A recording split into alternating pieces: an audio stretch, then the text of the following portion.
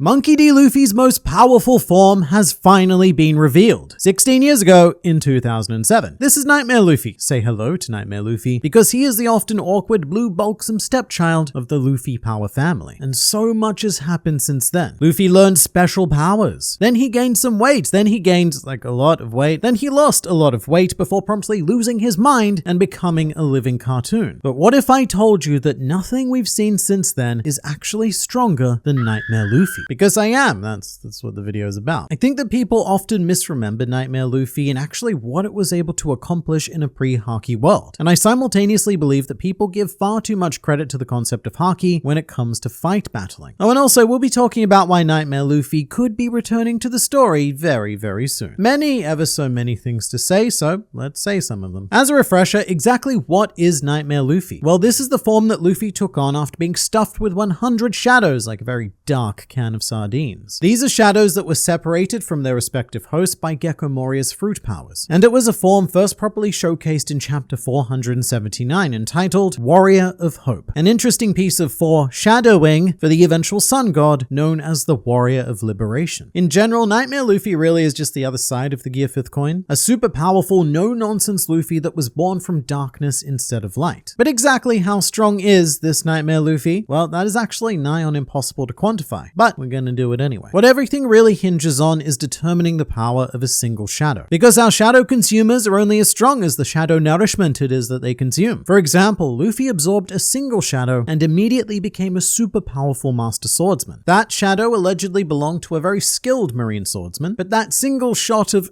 shadowy goodness gave Luffy a disgusting power-up. Because after absorbing a shadow, you gain access not just to the power, but to the knowledge and experience of the shadow's owner. And as a result, we're not talking simple plus-based maths here. The shadows crammed into Luffy's body compound. Lola even cites the idea as taking advantage of Moria's powers to multiply Luffy's strength, the results of which are physically depicted by Luffy's increase in size. However, it is fun to note that the original designs for Nightmare Luffy kept him as a more slim Tim Burton-esque style character. However, absorbing 100 shadows does not necessarily make Luffy 100 times stronger, because we actually have a metric for that, which is old boy Silver's Rayleigh, who was vaguely stated by Shaki to be 100 times stronger than anyone in the worst generation. So I'm going to say something controversial now that you could probably look forward to hearing again in my eventual YouTuber downfall video. But in terms of raw strength, I think that Nightmare Luffy could be stronger than Silver's Rayleigh. Raw strength, I just want to make that clear, because what changes and complicates things is obviously Haki, which we'll get into. But in a hypothetical situation, if Luffy were to say absorb Zoro's shadow, then that would, at the very least, double his raw power and give him access to sharp metal mastery, as well as likely turn Luffy into a bit of a temporary alcoholic. However, if Luffy were to absorb, say, Usopp's shadow, then the power increase would be negligible and potentially even non-existent. However, that Luffy would end up with a significant mental power-up, acquiring all of the bizarre Usoppian tool knowledge. But some shadows may also be more or less dead weight, like say Sindri. If Luffy were to absorb her shadow, then all he'd end up with is a newfound hatred of plates. So everything depends on the quality of the shadow. And in fact, unless you were able to capture the exact same 100 shadows each and every time, then Nightmare Luffy's power could radically differ every time he's created. It's also not known if 100 shadows is Luffy's limit. In the series, it seemed more like Lola and the Thriller Bark Victims Association just ran out of shadows, so there is definitely even more potential here. As for what we'll describe as the available stock, I think that Nightmare Luffy is eating pretty damn well on Thriller Bark. These are the shadows of pirates and marines who were strong enough to sail into the Grand Line. And that's a pretty big achievement in this world, and I think we see that displayed in the results against Oars. The first thing to note is that Nightmare Luffy has absolutely insane speed, being able to rescue Nami and Usopp in the blink of an eye. The two of them didn't even realize what had happened. It was like time-stoppingly fast, or as if they'd skipped ahead in time. Next, Nightmare Luffy very casually blocked a punch from an ancient giant, and not only that, but Oars' body was using Luffy's rubber powers. So this is a massive step up from even what an actual ancient giant would be capable of. And to that, Nightmare Luffy just went, nah. And honestly, I don't even think the Bound Man would be able to do that. To block an attack like this, I think that Gear 4th Luffy would need to throw a punch back at the very least. And we do have evidence of Luffy manhandling other giants, specifically Harudin on Dressrosa. But if we look at the One Piece size chart, Oars is a colossal meat sack, which makes even Harudin look like a normal human being. With a single punch, Nightmare Luffy then sent Oars flying and proceeded to do this, picking up Oars by the hair and tossing one of the largest creatures in the world back and forth like a cartoon. So this is Luffy making a joke out of a creature who was said to be strong enough to pull continents. I don't know why they said he was strong enough to do that. There's not really any continents in the One Piece world. Semantically, they probably mean islands. But islands, that's still a lot. Who can pull an island? Not me. And yet, Oars never stood a chance in this fight, even though Oars himself was infused with the power of Luffy's shadow. So one of the tricky things about Nightmare Luffy is that I don't think we have ever seen anything like this replicated. Even with your Big Moms, your Kaidos, your Shankses, and your Whitebeards, a demonstration of this raw physical strength just isn't something we've seen again. The closest comparable feat that comes to mind is when Luffy used Kaido as a jump rope, but even then he had to turn himself into a giant before that could be accomplished. So due to the insanity of Gear 5th, that form can probably replicate the strength of Nightmare Luffy. But my question is, who would win in a fight? Nightmare Luffy or Gear 4th Bound Man? And I use this specific matchup because Nightmare Luffy is often cited as the precursor and or the beta test for the eventual Bound Man, and according to this poll, Grand Fleet members believe that this would be a landslide victory for Gear 4th Bound Man. And again, I think that a lot of people, myself included, don't really remember what Nightmare Luffy could do. So this investigation is for the roughly 20% of Nightmare Luffy believers out there. On a metric of raw power, I think we've established that Nightmare Luffy is definitely physically stronger. Even with Haki at his disposal, Bound Man just doesn't pack anywhere near the same level of devastating punch. So this one's going to be quick. We're going to give the power category to Nightmare Luffy. However, Haki causes a much bigger problem for durability. The nature of Haki means that it negates the natural defenses of Luffy's rubber. So Bound Man's attacks may pack less of a punch, but they will still hit pretty damn hard. And not only that, but Bound Man is also assisted by Haki as well as the natural rubber defenses. However, to be completely fair here, we have no idea what Nightmare Luffy's durability is. It was never tested because the dude never got hit. And even without Haki, there are beings in this world that have naturally insane defense, like say Kaido's scales or Big Mom's whatever the crap her skin is made out of. In fact, Big Mom herself, even if you were to use Haki, is completely impenetrable in every area with the sole exception of between her legs. That is very penetrable as shown by the 85 children. But Nightmare Luffy's body may be so enhanced that it could very much be on that level. I definitely wouldn't count it out because everything else he did very much puts him in the same general strength sphere as Big Mom and Kaido. Again, raw strength. However, there is one bit of the big problem, which is that both Nightmare Luffy and Bound Man have very similar weaknesses, which is time. Nightmare Luffy only lasts for about 10 minutes before the shadows escape, and Bound Man is time restricted as well. Luffy can only use Gear 4th in very short bursts. It is not a sustainable form. But after losing stamina for Gear 4th, Luffy just needs to rest and recover to activate it again. Whereas after losing the Nightmare form, there is no way that he would be able to collect the 100 shadows again. Which is why I believe that durability, from what we know, gets tipped in favor of Bound Man. Because if it comes down to attrition, then Bound Man will always win. As for speed, that's also quite tricky. If this was Snake Man we were talking about, then I'd say it might be able to outpace Nightmare Luffy, but Bound Man, I don't know. Traditionally, Bound Man is not particularly quick and has never even come close to the blink of an eye speed displayed by Nightmare Luffy. It's not just saving Usopp or Nami either. There was a moment against Oars where Luffy draws his sword and then just BAM! Cut, sliced, cut, sliced. Big ol' cut slice. The great equalizer here, however, is that Bound Man Luffy can use observation Haki, which does negate a great deal of speed. And for the sake of fairness, we're going to be using pre-Future Sight Luffy here as well, but I can't distinguish a tangible advantage one way or the other, so I think that speed is a tie, which means that we are left with skill and intelligence. And this is essentially a fight between a creature with the combined skills of 101 fighters versus a creature who was trained by a single man 100 times stronger than he was. Kind of like the question of how many 7-year-olds do you think you could beat in a fight? And I'm going to be honest, when that number gets to 100 7-year-olds, I'm feeling pretty damn nervous, especially when those 100 7-year-olds all fuse into this terrifying singular entity. But I'm honestly not sure who has the edge here. Luffy with the benefit of Rayleigh's streamlined training, or the cobbled together varied experiences of 101 individuals.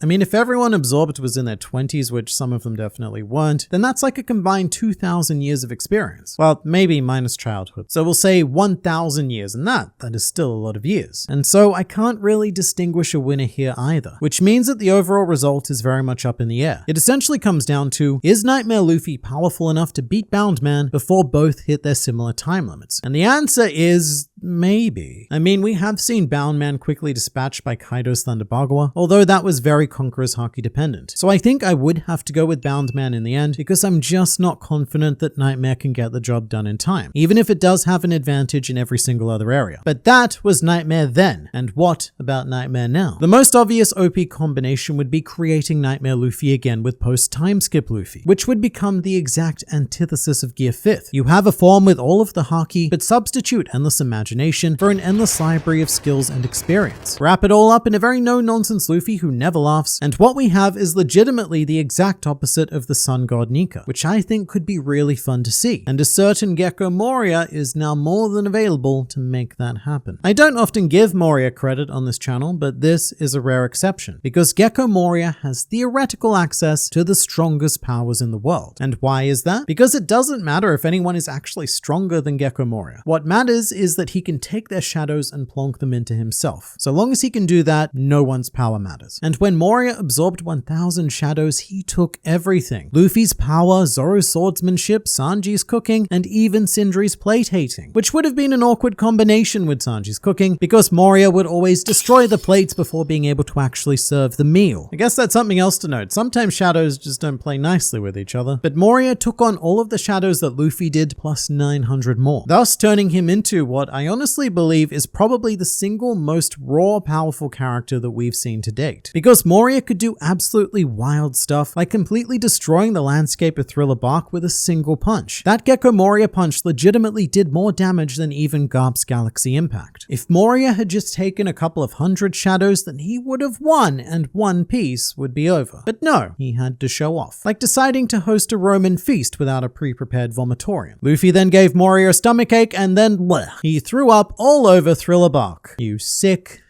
man thing. But at any given time, Gecko Moria could act as the ultimate support character. There is a potential world where we see the return of Nightmare Luffy and get to truly explore the shadows created by the light of the Sun God once more. The weirdly blue and very bulksome Warrior of Hope.